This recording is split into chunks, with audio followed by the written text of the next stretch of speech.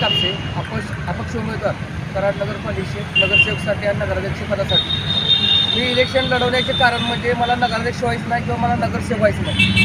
समाजामध्ये आपण लोकप्रतिनिधी का निवडून देतो? समाजाचे प्रश्न सोडवण्यासाठी देतो। पण आजपर्यंत या जेवढे लोकप्रतिनिधी निवडून आल्यात ते समाजाचं काम केलं आहे का? नाही।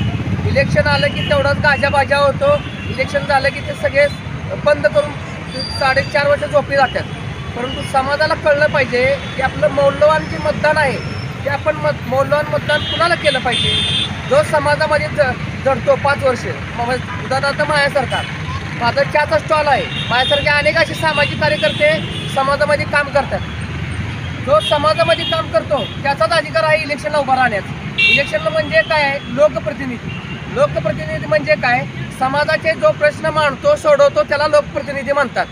मग समाजानं पण जेव्हा इलेक्शन येतंय तेव्हा उमेदवार म्हणजे आम्ही उमेदवार, आमची परीक्षा असते आणि उत्तर म्हणजे मतदार।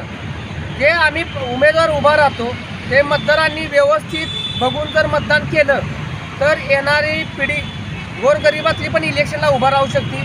माझ्यासारखा सामान्य माणूस उद्याच्याला धाडस करू शकतो इलेक्शनला उभा राहण्यासाठी।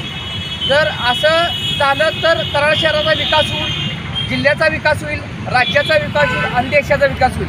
आज कराडमध्ये एवढी निधी आलेली आहे, परंतु तो रस्ता तुम्ही बघितला तर एका पावसात धुवून जातो।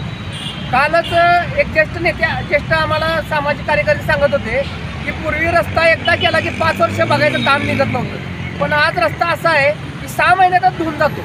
पण हा पैसा कुणाचा आहे? हा पैसा जनतेचा आहे, हा पैसा कराडचा आहे। मग हा कराडकरांनी लक्षात ठेवलं पाहिजे। एखादा निधी जर लाखो रुपयाचा निधी जर कराडमध्ये येत असेल तर आपण त्याची चौकशी केली पाहिजे। बरं, हा रस्ता दर्जेदार आहे का हे जर चौकशी आपण नाही केली तर त्याचा त्रास आपल्याला होणार आहे। रस्त्यात आता भरपूर खड्डे पडल्यात, त्या खड्ड्यामध्ये एक कुटुंब जर 2 व्हीलरवर जात असेल तर त्या खड्ड्यामध्ये पडतो, कुणाला दुखापत होतं, कुणाला फ्रॅक्चर होतं, त्यात त्याचे 30-40 हजार रुपये जातात। हा भुर्दंड त्यांनाच भरायला लागतो ना। म्हणजे आपण घरफाळा भरतो, सगळे टॅक्स भरतो, आपल्याला सुविधा मिळतात का? नाही। त्याचं कारण का? तर त्याचे कारण मतदार आहे। मतदाराने जर योग्य पद्धतीने जर योग्य उमेदवार निवडले तरच तुम्हाला चांगले लोकप्रतिनिधी मिळू शकतात, अन्यथा हे भ्रष्टाचार लोकप्रतिनिधीच आपल्या कराडावर राज्य करतील आणि ह्याचा त्रास येणाऱ्या पिढीला त्रास होणार आहे। आज शिक्षण व्यवस्था नगरपालिका शाळा बंद पडण्याच्या वाट्यावर आहेत।